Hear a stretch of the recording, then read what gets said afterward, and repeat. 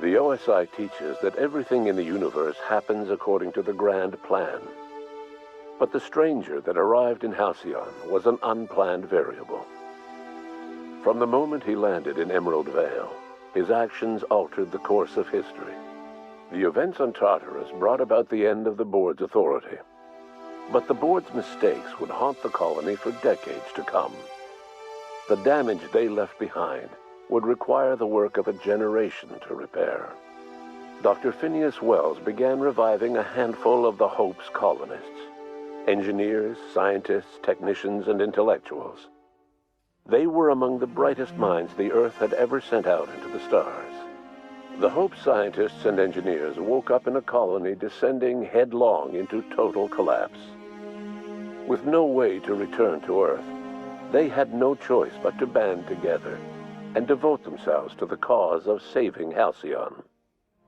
The people of Halcyon were nothing if not hardy. In the absence of the board's authority, many of the colony's settlements banded together with a single purpose in mind: survival. Life was especially hard in the years to come. Some towns dissolved by attrition and starvation, but most of them found a way to carry on. In the years to come, Halcyon was forced to reckon with its newfound freedom. The board was gone, and for better or worse, the colony was responsible for its own destiny. Between MSI's worker-centric policies and the iconoclast's manpower, Sanjar and Zora were able to rally many of the Terra 2 townships to their cause.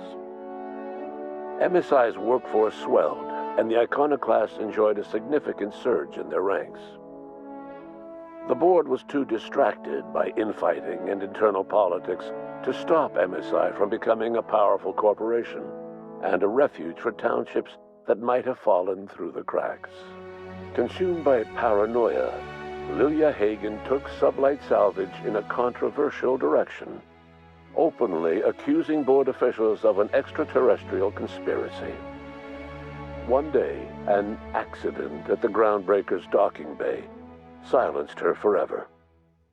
Time would tell if her replacement could keep the Sublight family together. The collapse of Edgewater left its workers bereft of any purpose in life.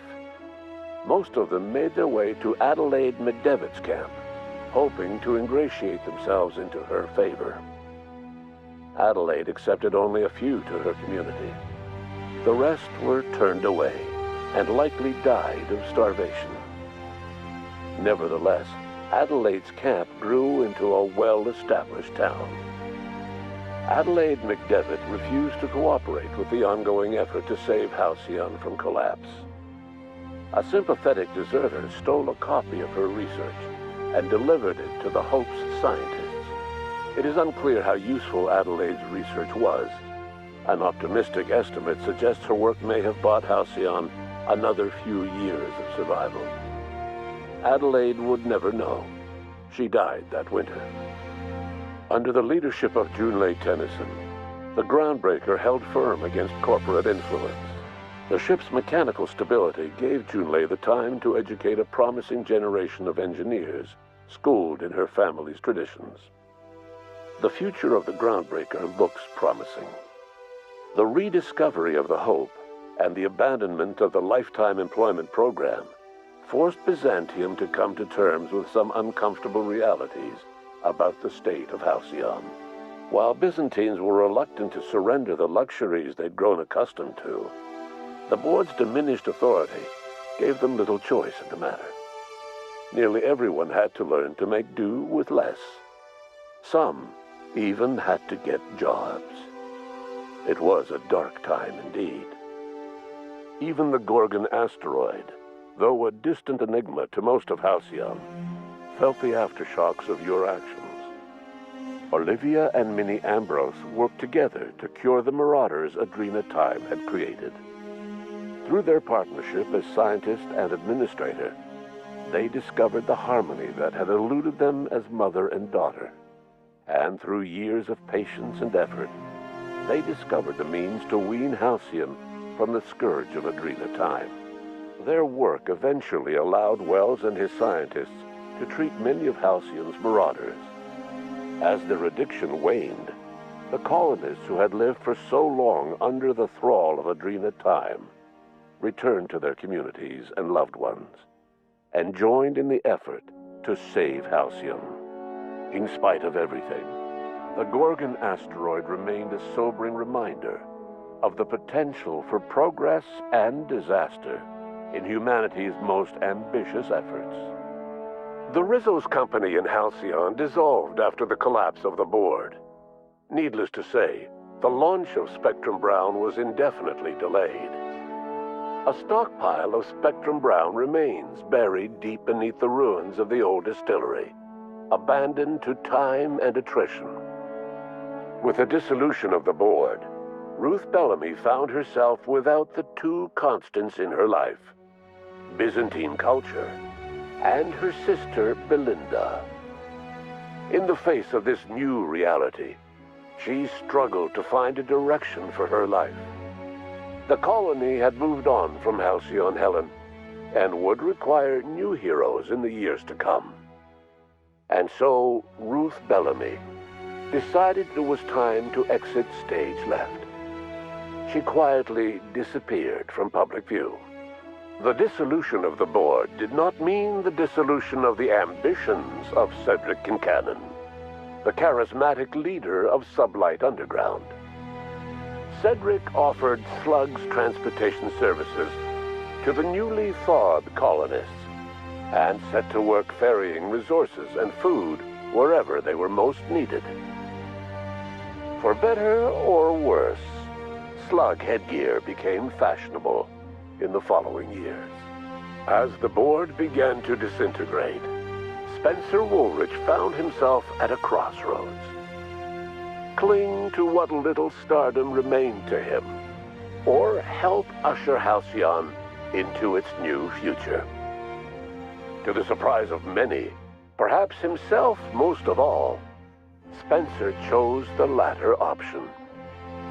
Having learned a variety of different skills in the many different roles played throughout his lengthy career, Spencer founded a radio serial dedicated to staying alive despite the odds.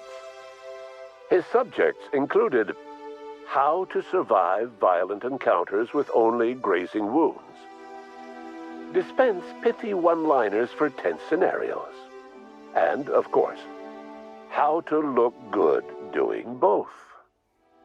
After a brief attempt at dating Helen as one person rather than two, which both Bertie and Helen found too strange, Bertie struck out on his own to try his hand at raising woolly cows.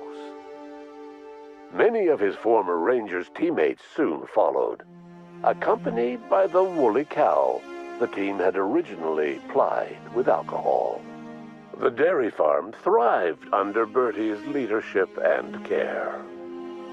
The Dairy Rangers privately believed that the woolly cows softened Bertie's temper considerably, although the only one brave enough to say this to his face was promptly headbutted. Due to the board's dissolution, many of the Prophet's old customers no longer found quite the same value in productivity seminars that they once had. With her business drying up, the Prophet chose to take her followers down a new path. Months later, salvagers on Eridanos found clues leading them to a seemingly abandoned bunker out in the wilderness. Inside, they discovered horribly mangled corpses, sacrificed to a blood-scrawled portrait of a sprat-headed deity. The Prophet was not among the bodies. Your influence shifted Ellie's perspective. She finally admitted, albeit grudgingly, that she just might need other people. Sometimes. With a steady income from the life insurance payouts, she was finally able to afford a ship of her own. She hired a small crew and flew supply missions to communities on the fringe. Some of them were even legal. Life in Halcyon was sobering for Felix Millstone. The grand revolution he dreamed of never came. There was no great awakening for the colony, no celebrations in the streets. There was only the hard, desperate work of trying to repair a broken colony. Felix never had a head for numbers, but if there was labor to be done, he was there to help. Eventually, Felix realized that the work of a revolution was done with two hands. As much as he enjoyed his adventures aboard the Unreliable, the vicar, known as Max, eventually decided that it was time to move on, to live out the life he had sought so long to create. He knew there were many in the colony who carried burdens much worse than the ones he had struggled with, and he devoted himself to easing their suffering wherever he could. He only ever took up arms again to defend the defenseless. Unshackled from a lifetime of striving and fighting the universe and himself, Vicar Maximilian de Soto was finally at peace. Once the matter with the Hope colonists was resolved, Junlei bashfully asked Parvati if she'd like to join her permanently on the Groundbreaker, and Parvati enthusiastically, if somewhat awkwardly, agreed. The stories of her adventures spread across the colony, and Parvati soon found herself the center of attention. Having served as the engineer of a renowned spacecraft, tramp freighters and wildcat miners sought her out by name, and in no time, she was a fixture in the Groundbreaker's mechanical ecosystem. She and Junlei were never far apart. Nyoka returned to Monarch to take another crack at making a permanent life for herself. She formed the Charon Group, a mercenary outfit of ragtag survivalists and wilderness experts. Anyone in need of a guide, or just looking to throw back a beer and swap stories, could find her camping on the trail or clearing an infestation. The SAM unit that accompanied you spread awareness of the product line's superior sanitation and maintenance capabilities across what was left of the colony. This led to a boost in SAM unit sales. Did you know that SAM units are the longest-lasting, toughest-acting cleaning solution in Halcyon? Minister Clark was released from house arrest, and his contact with you gave him a sense of renewed purpose and vigor. Once it became clear that no help would be coming from Earth, he threw his considerable efforts and talents into helping Halcyon manage the crisis before it. It was widely suspected that Sophia Akande was the true power behind Chairman Rockwell. However, after the riots on Tartarus, she was never again seen in the colony. Various theories circulated as to her fate. Some believed she boarded an interstellar ship capable of journeying to a distant colony. Others believe she died trying to escape Tartarus.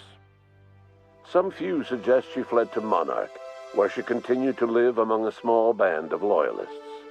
There is another theory, which suggests that Sophia's encounter with you changed her, and she deliberately retreated from public view, but continued supporting the colony in secret. When Dr. Wells began reviving the Hope's colonists, he found himself with a sudden windfall of additional supplies and resources, courtesy of an anonymous donor. If Wells knew who his supplier was, he never told a soul. Chairman Rockwell served as the public face for the changes in Halcyon to come. Whenever you needed strings pulled or a voice to sell a policy change, Rockwell was only too happy to oblige. As for Dr. Phineas Wells, he spent his remaining years in his orbital lab. He eventually came to terms with his own past and was able to forgive the mistakes of his younger self by devoting his remaining years to serving the colony. Dr. Wells was able to revive many more scientists and engineers than he first expected, thanks to the additional batch of chemicals you stole from the Ministry. Wells never forgot about the human lives that were lost in acquiring these chemicals. In the end, Dr. Wells was able to save every scientist and engineer aboard the Hope. Over the next decade, nearly all of the Hope's remaining colonists were successfully revived. Halcyon saw a period of rapid technological and scientific advancement. Breakthroughs in dietary supplements saved the colony from starvation. Geoengineering projects and social reforms began to change the structure and character of the colony. Dr. Wells laid the groundwork for the project to save the colony, but he would never live to see the fruits of his labor. He passed away a few years later, His work was carried on by the scientists and engineers he revived. Today, Halcyon has stabilized. The people of the colony work hard to adapt to their new circumstances. Nearby colonies send aid and supplies. Life will never be easy in Halcyon, but for the first time in its history, there exists a sense of real, genuine hope about the future. And what about you, the unplanned variable in the history of Halcyon? Long after Wells passed away, you carried on his work with more energy, determination, and brilliance than he could ever muster. The years that followed were hard, but Halcyon survived by the efforts of the Hope's most promising colonists, the greatest of which was you. No one knows what's happened to Earth, and no one knows what the future has in store for Halcyon. All we know for certain is this: the name of the Unreliable and that of its intrepid captain will remain the subject of countless stories for years to come.